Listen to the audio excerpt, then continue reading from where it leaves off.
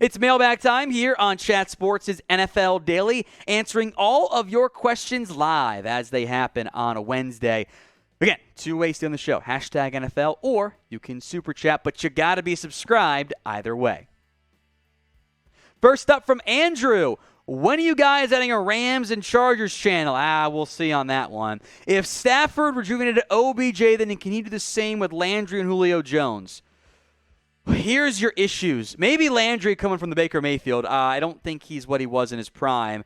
Julio, I think it's an injury thing. He has been really banged up. So if Julio stays healthy for an entire year, sure, maybe. The Rams love adding receivers. I don't know how many more they really need, though, in the end. From Evan Hinders, Skylar Thompson will be like Taysom Hill this year and get 4 passing touchdowns, 5 rushing TDs, 3 receiving TDs. That's all fine and dandy. I think the issue you're going to run into is that Skylar Thompson's injuries have very much begun to add up over the years. When Hill came out of BYU, he was a premier athlete. He was really good at making big-time plays and being that top-end athlete. Skylar Thompson, I think those injuries have added up. He's not the level of athlete that Taysom Hill is. By the way, I am begging teams to stop trying to find the next Taysom Hill. That's not that valuable of a spot, to be honest. The last one was Tommy Stevens, and we know how that went, right? From Preto, or whatever it is.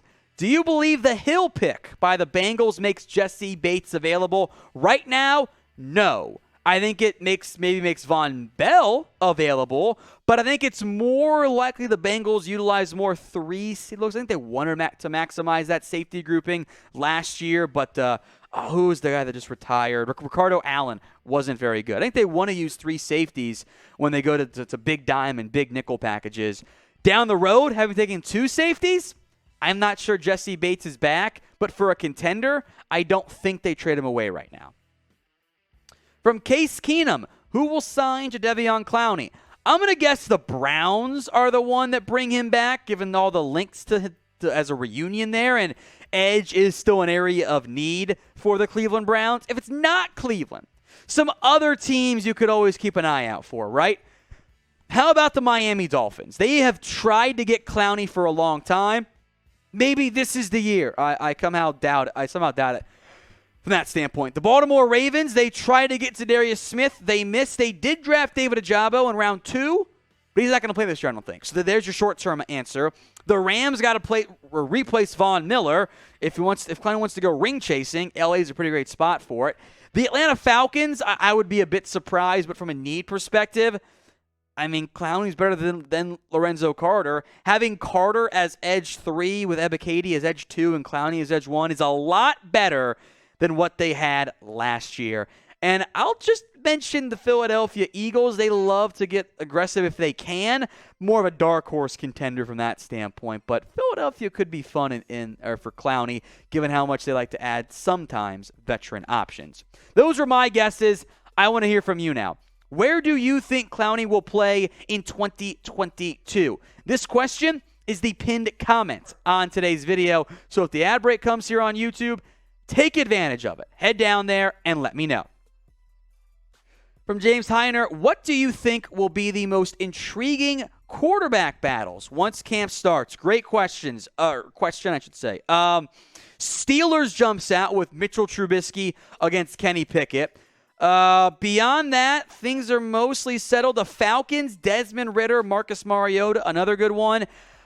Whatever happens in Carolina feels like one. They can't enter the year with just Darnold and Ridder, right? They got to add, or Darnold and Corral. They got to add somebody else in there. The Niners, if they keep Jimmy G, I guess that could be a competition. And whatever's going to happen in Seattle, Drew Lock, Geno Smith, and I hope a third QB also makes sense. From Sammy Silver, how many wins will the Saints get this year? I think people are sleeping on us with 9-8 with 4 QBs. All those injuries just saying. I think part of the reason why is Sean Payton's gone, and you wonder how much of a drop-off, if there is a drop-off, in Dennis Allen as head coach and Pete Carmichael. I assume he's going to be your play caller this year. Look, I think in a bad NFC, they could still win 9 games. I think they're better than the Falcons, better than Carolina. Take care of those games. There's 4 wins right there. Go 500 the rest of the way. You're in great shape, or even under 500. So the Saints could be a slept-on team, especially if Winston balls out like he was starting to show he could early in the year from an efficiency standpoint. Trent Sherfield, what is it today? Former or NFL receiver day? Asking about a receiver. Where will Odell Beckham end up? It's a great question. I assume back with the LA Rams. That would be the most likely destination since he liked it in LA, won the ring. They haven't brought him back yet. If he doesn't go back to LA, let's expand that field of destinations here. New Orleans Saints, just keep bringing in the local boys. Honey Badger would love it. I would not rule out the Green Bay Packers. I know they drafted Christian Watson in round 1. Despite what some big media might tell you, that receiving core is still not that great. I don't know if Watson's going to be ready to be a day 1 starter, and OBJ's better than the washed-up corpse of Sammy Watkins. The Colts could make sense with Matt Ryan. The Ravens, again, imagine Lamar and OBJ. That'd be pretty damn fun out there. Maybe you send him back to the Giants. My boy Marshall was telling me how much he missed OBJ the other day. Minnesota, Tennessee. I'll drop those 2 as like sleeper dark horses, especially like if OBJ doesn't sign till midseason. Those teams are somewhat thin with starting caliber receivers. If they're contenders, they could make sense for Odell Beckham. So question time for you now. Who will sign OBJ? Make your predictions for me in the comment section. Which team, whether it's this week, next week, a month from now, whatever, do you think will sign Odell Beckham? From Jason N., any rumors out there about Cooper Kupp? I assume that's who you mean, Cooper K. After selling his house in Los Angeles. He was selling that in February. That was so it went on the market, I should say, in February. He sold it like, I think a week and a half ago. He has already said he would like a new deal, but doesn't want to break the bank. So I don't think the Rams have to worry about Cooper Kupp demanding a trade anytime soon. Tristan Bravo, do you think Tannehill Willis turned into Rodgers and Favre? Well, okay. First issue is that Tannehill is not what Brett Favre was, and Willis is not what Rodgers was as a prospect.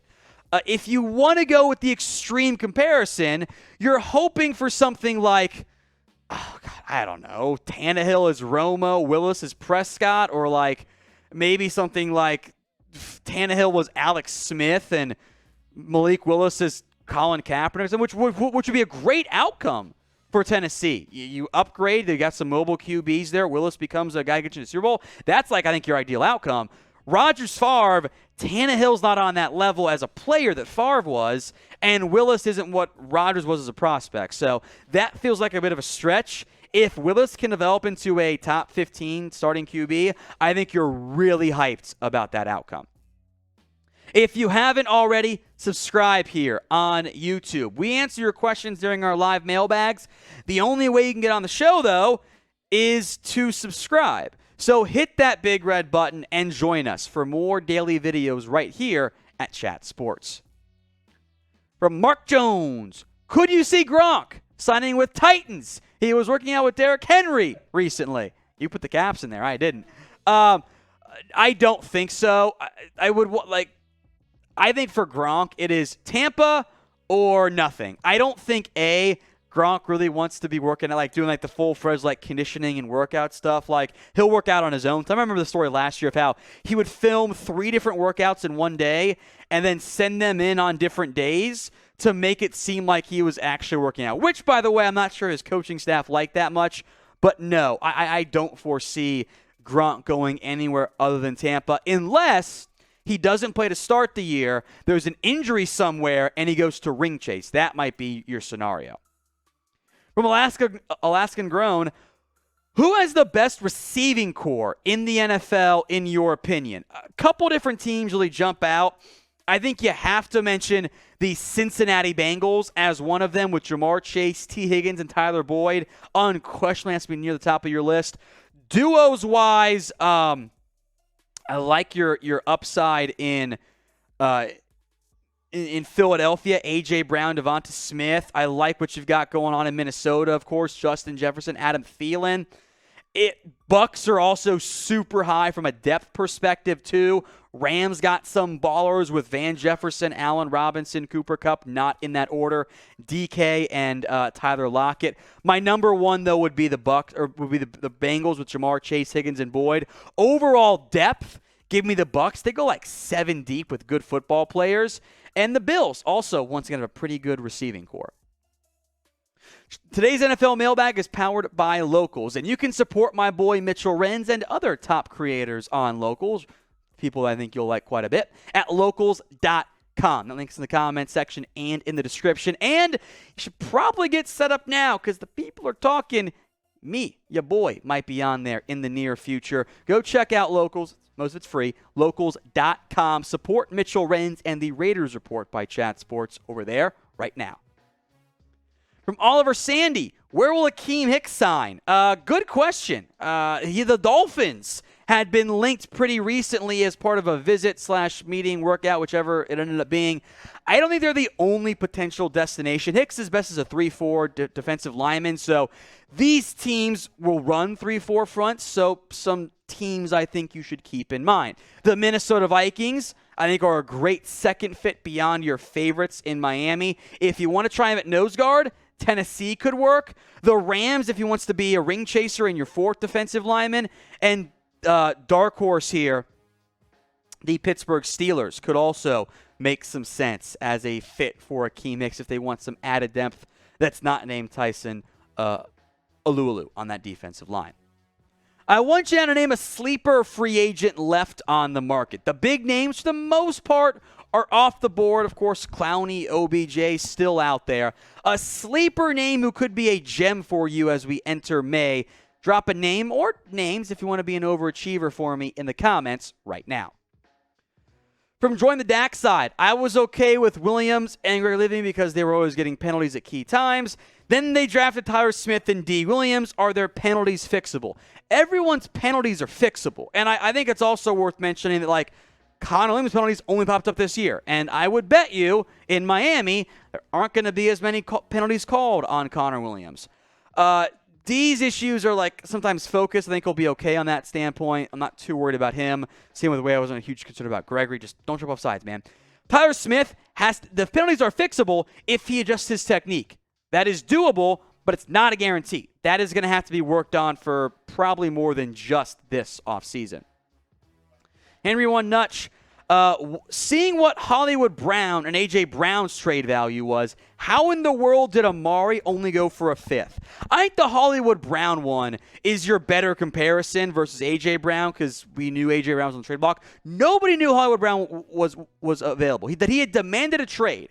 The Ravens kept that under wraps and still got a 1st-round pick because unlike those organizations, the Cowboys were out there doing their negative Amari media campaign, bodying him and talking about his contract and whatnot. So teams knew he was available, and that does lower your value. They did not handle that contract correctly. Now, I think age also a big-time factor there. Was Cooper going to go for a 1st again?